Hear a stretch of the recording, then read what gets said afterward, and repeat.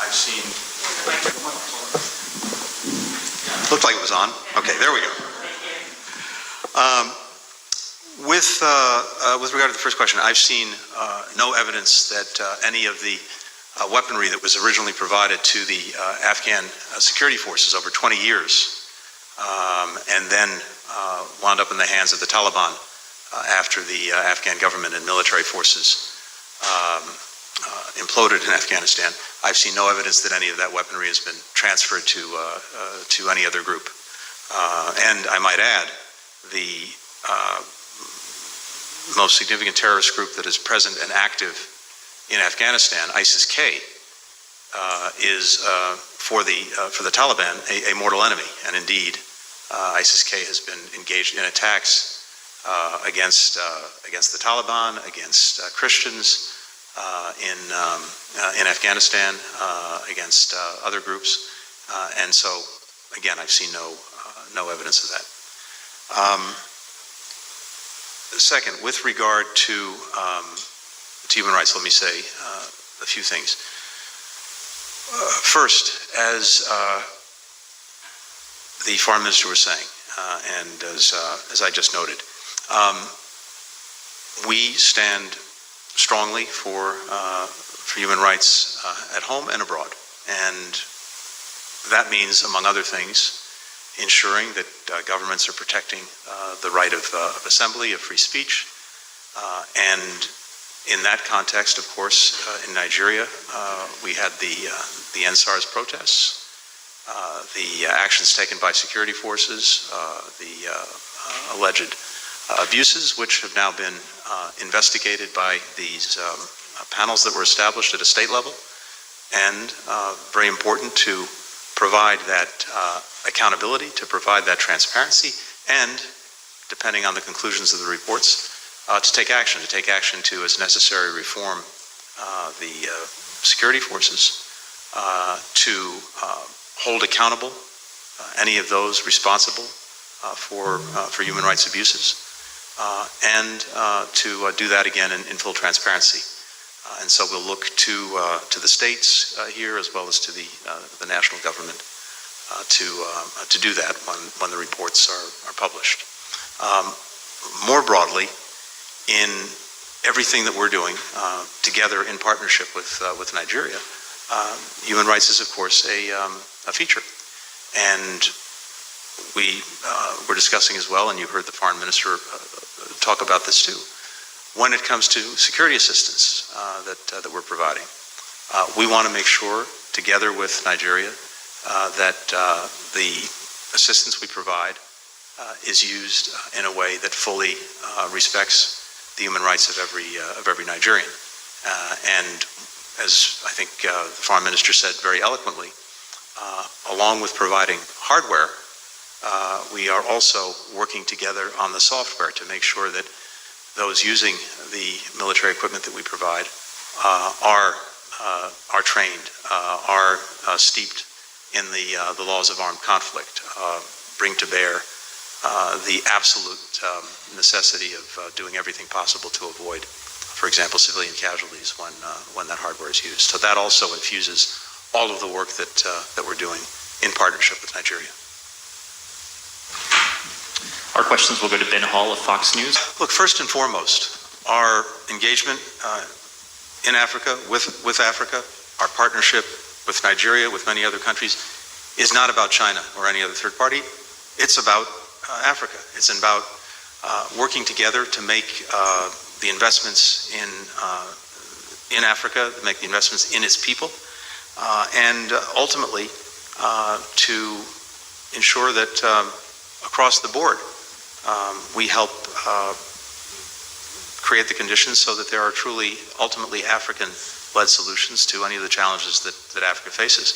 But our support, I think, can be critical in doing that. When it comes to infrastructure investment, again, this is not about China or anyone else. It is about what we would like to think of as a race to the top when it comes to those investments. So it's not simply the resources themselves. It's how they're used and according to what principles. In our case, and the foreign minister referred to this, we have, coming out of the G7, the Build Back Better World program.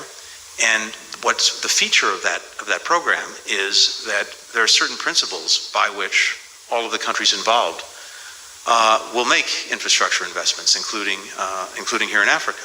And so, for example, we want to make sure that as investments are made, countries are not labored with tremendous debt that they can't repay. That's something we won't do. We want to make sure that the rights of workers are foremost in our minds, that the environment is protected, that there's no corruption that comes along with these investments, that we build together to the highest possible standards, and that we invest in areas and sectors that really will be the future for Africa as well as for the rest of the world, to include in green technology and green infrastructure, to include in healthcare systems, to include in information technology. So this is, for us, an affirmative vision of what investment can and should be. And again, it starts with the people of Africa. That's the focus that we're bringing to it. And look, on one level, if there's investment or trade coming into Africa or with Africa from anywhere else, including China, in principle, that's a great thing. And investment in infrastructure is a good thing and a necessary thing. But I think it's important, as countries are considering that again, they focus on not just the resources made available, but how those resources are actually used. And that, at least in my mind, is where our focus is, and where I think, certainly in conversations that I've had just in the last couple of days, as well as before that, where increasingly the minds of our partners in Africa are.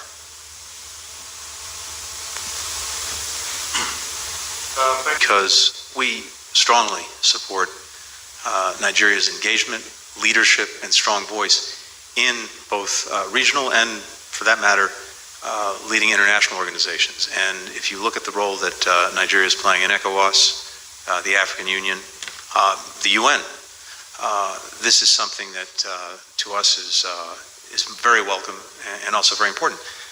It's also striking if you look at the senior leadership positions in many of the leading international institutions in the UN system and beyond, you will often find a very highly respected and experienced Nigerian leader, maybe a former president, a former vice president. And indeed, when it comes to the situation in Ethiopia, the former president, Obasanjo, is the envoy leading the efforts on behalf of the international community, mandated by the African Union to resolve the crisis there. So I just wanted to say this is something that to us is a very, very welcome development, and it makes sense. It befits the fact that this is an extraordinary country with not only by the size of its population and the expanse of its landmass, but its human resources, which are extraordinary, and we really welcome seeing them used to the greatest extent possible in dealing with these common challenges that we face. In terms of some of the issues that the foreign minister brought up, yes, we're working on all of them. In fact, you know, these meetings of one day are usually followed by work going on every single day afterwards. Just to take one example, on visas, yes, we've had not just here, but around the world, we've obviously had a serious challenge brought on by COVID and the great difficulty and, in fact, almost impossibility at various points of processing visas. We've done a tremendous amount of work to build back our capacity to do that. We have backlogs of people who are looking for visas. We have new applicants coming forward. And here, as in other countries around the world, the State Department has put tremendous resources into being able to get back not only to where we were, but hopefully even in this case to build back better as well. So we're working on that, and we'll be talking about with our teams other questions or concerns that our partners have brought up. And I apologize because I didn't actually hear your question. I heard it was Belarus, but I didn't hear the end of the question. Well, look, let me say this: it is profoundly unconscionable that Lukashenko and Belarus have sought to weaponize migration, and the EU has made clear its views on that, including with new sanctions. We have in place authorities to, as necessary, add to the sanctions. This effort to, as I say, weaponize migration has to stop, and we are looking very hard at exactly what actions Belarus is taking. But first and foremost, it is doing a terrible injustice to these people that it is victimizing by making them pawns in the efforts that the Belarusian regime is engaged in to be disruptive, and that has to stop. And we will, along with our European partners, with whom we're in very close consultation on this. I was on the phone with the Polish foreign minister just a few days ago. We've been in regular contact with all of our EU partners. We will remain very focused on this, and we'll see exactly what this actually means and what the practical effect of the clearing of the camps is. Thank you.